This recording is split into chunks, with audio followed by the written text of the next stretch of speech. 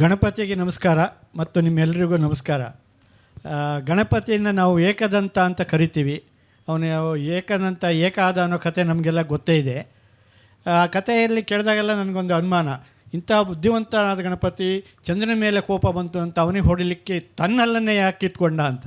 ನಮಗೆ ಯಾರ ಮೇಲಾದ್ರು ಕೋಪ ಬಂದರೆ, ಗುಂಡೂರಾರ ಮೇಲೆ ಕೋಪ ಬಂದರೆ ಅವ್ರ ಹಲ್ಲು ಮುರಿತೀವಿ ನಾವು, ನಮ್ಮಲ್ಲಿ ಕಿತ್ಕೊಳ್ಳಲ್ಲ. ಅಂಥ ಬುದ್ಧಿವಂತನಾದ ಗಣಪತಿ, ಅವನು ಬುದ್ಧಿವಂತನಾದಕ್ಕೆ ಏನು ಸಾಕ್ಷಿ ಅಂತ ಯಾರೋ ಕೇಳಿದರು, ಮದುವೆ ಆಗದಿರೋದೇ ಸಾಕ್ಷಿ. ಅಂಥ ಏಕದಂತ ಅವನ ಹಲ್ಲನ್ನು ಯಾಕೆ ಕಿತ್ತ ಅನ್ನೋದಕ್ಕೆ ಒಂದು ಕವಿತೆ.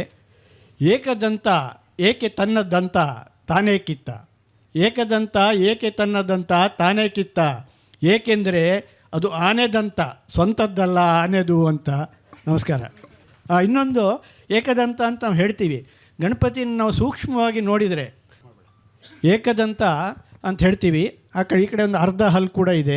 ಈ ಅರ್ಧ ಕೂಡ ಮುಖ್ಯ, ಯಾಕಂದರೆ ನಾನು ಬ್ಯಾಂಕರ್. 0.5% ನಿಮಗೆ ಮತ್ತು 7% ಬಡ್ಡಿ ತೊಗೊಂಡು 7.5% ಸಾಲ ಕೊಟ್ಟು ನಾವು ವ್ಯವಹಾರ ಮಾಡೋರು. ಆ 1.5 ಹಲ್ಲು ಬಗ್ಗೆನೂ ಬರಿಬೇಕು ಅಂತ ಇನ್ನೊಂದು ಬರೆದಿದ್ದೀನಿ. ಸಾವಿರಾರು ವರ್ಷಗಳಿಂದ ಪಾಪ ಹಾಗೇ ಇದ್ದಾನೆ ಗಣಪ, ಸಾವಿರಾರು ವರ್ಷಗಳಿಂದ ಪಾಪ ಹಾಗೇ ಇದ್ದಾನೆ ಗಣಪ, 1.5 ಹಲ್ಲು ಕಾರಣ ಇಷ್ಟೇ ದುಬಾರಿಯಾಗಿದೆ ದಂತವೈದ್ಯರ ಬಿಲ್ಲು.